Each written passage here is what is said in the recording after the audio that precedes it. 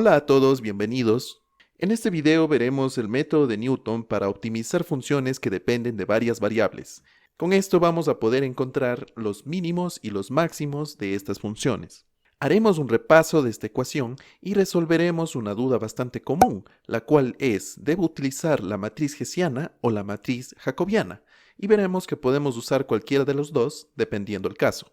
Luego de terminar este repaso, puedes pasarte a mi siguiente video donde vamos a programar este método numérico en MATLAB y te dejaré el link para que te descargues estos códigos completamente gratis. Te recomiendo que antes de empezar veas el video que hice sobre el método de Newton para el caso de funciones que dependen de una sola variable, donde estoy dando una explicación gráfica de cómo funciona el método.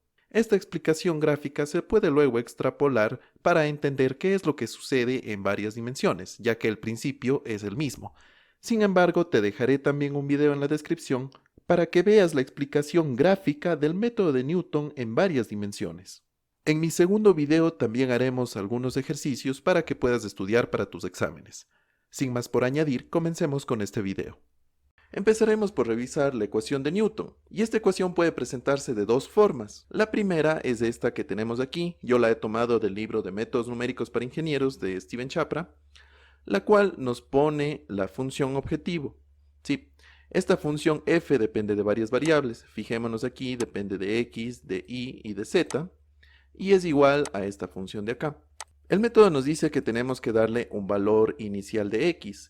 Fijémonos que este x está escrito en negrita, y esto es a propósito. ¿Por qué? Debido a que estamos en varias variables, este x es en realidad un vector. Sí, fijémonos, por ejemplo, marquemos este valor del vector x0, fijémonos que también está en negrita, y que tiene tres componentes, 5, 3 y menos 1. Si es que esto corresponde al caso de la función de arriba, entonces x sería 5, el y sería 3 y el z sería menos 1.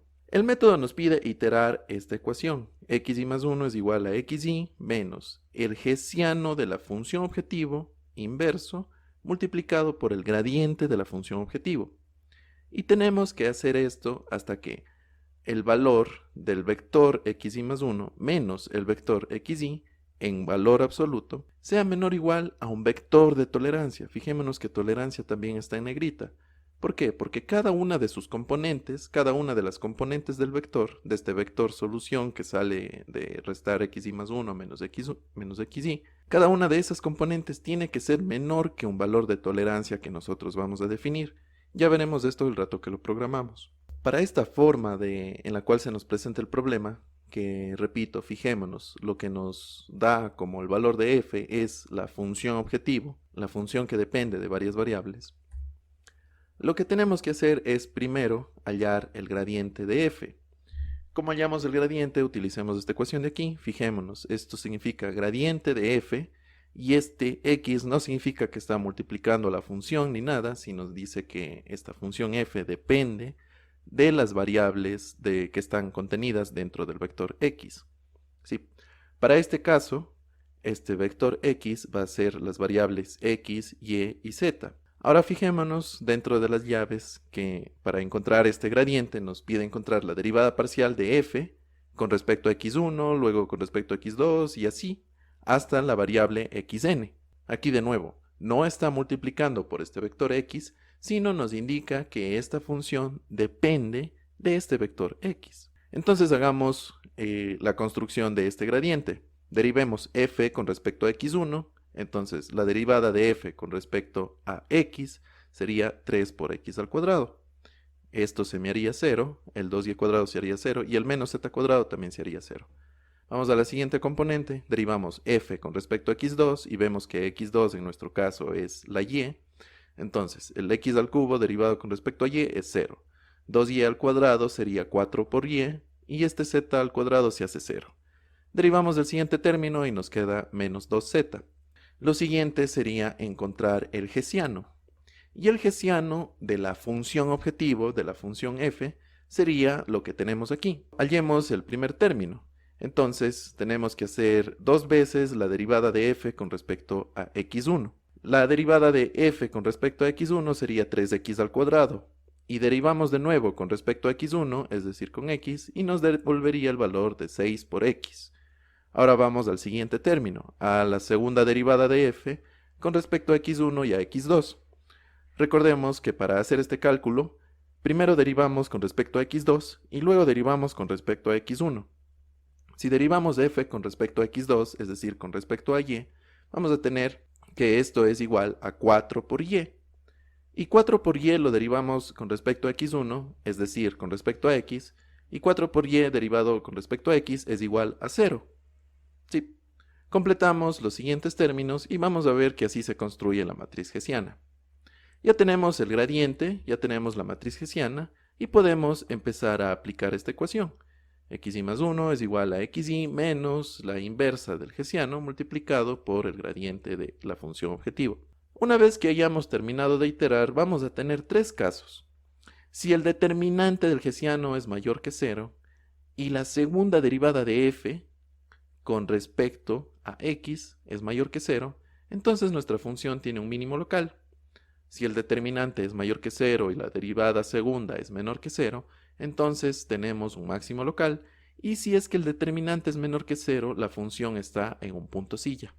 Ahora veamos el caso en el que tenemos que utilizar la jacobiana. Yo he tomado esto de las notas de clase de la OLM University, que alguna vez le di clases a un alumno de Alemania, y fíjense las notas de clases que tienen, yo les he puesto un poco más bonito acá, un poco más fácil de comprender. Y tenemos que utilizar la jacobiana cuando nos viene de dato lo siguiente. Suele venir una función f que depende de x, de y y de z, pero esta se expresa de forma vectorial. Puede ser de la forma de arriba o como está en la forma de abajo. Recordemos que este x en negrita significa que es un vector de variables. Pero muy importante, hay que tener en cuenta que aquí nos dice que esto está igualado a un vector igual a 0. Si es que el problema nos viene así, f no es la función objetivo, f es el gradiente de la función objetivo, mas yo no conozco la función objetivo. Solamente conozco el gradiente, recordemos, f es el gradiente, esto es muy importante. De nuevo, x está en negrita porque es un vector, tenemos que dar un valor inicial cualquiera, por ejemplo, este x0 que yo he colocado aquí, y luego tenemos que iterar esta ecuación. Xy más 1 es igual a xy menos la inversa de la jacobiana multiplicado por f. Ahora, esta jacobiana no es la jacobiana de la función objetivo, es la jacobiana de f. Y la jacobiana de f vendría a ser la jacobiana del gradiente de mi función objetivo. Entonces, aquí tenemos una equivalencia. La jacobiana del gradiente de la función objetivo es igual a la hessiana de la función objetivo. Y tenemos que hacer esto hasta que se nos cumpla este criterio de tolerancia. Supongamos el siguiente caso. Me da una función vectorial que depende de x, de y y de z. Fijémonos, tenemos las componentes de esta función. Y muy importante, esto está igualado a 0. Entonces ahora tenemos que encontrar la jacobiana de este f. Y recordemos, este f es el gradiente de la función objetivo. No es la función objetivo, es el gradiente de la función objetivo. Como hallamos la jacobiana, veamos los términos. El primer término es la derivada de esta función f de la componente 1, es decir, de 3x al cuadrado, dividido para x1. Acá yo he sacado cada una de las componentes. F1 es 3x al cuadrado, F2 es 4y, F3 es menos 2z, y x1, x2 y x3 son x, y z respectivamente. Derivamos f1 con respecto a x1, sería 3x al cuadrado con respecto a x, que nos devolvería 6 por x. Este sería nuestro primer término. Nuestro segundo término, es decir, el fila 1, columna 2, sería la derivada parcial de f1 con respecto a x2, es decir, 3x al cuadrado con respecto a y, que nos da 0. Y continuamos derivando, hallando cada uno de estos términos y obtendremos esta matriz. Y listo, ya podemos empezar a iterar esta ecuación y obtener la solución que necesitamos. Por último, pero no menos importante, tenemos el criterio para saber si es que nos encontramos en un mínimo o en un máximo, y es similar a lo que vimos en el otro caso. Evaluamos el determinante de la jacobiana y la derivada de f1 con respecto a x1, y tenemos estos tres posibles casos. Recuerda pasar a mi siguiente video donde estaremos haciendo el programa en MATLAB. Si te ha gustado el video, dale a like, a suscribirte y no olvides compartirlo con quienes puedan estar necesitando aprender este tema. Por si lo necesitas, también puedes solicitar una clase conmigo a través del correo dejado en la descripción o puedes contactarme a través de mi sitio web.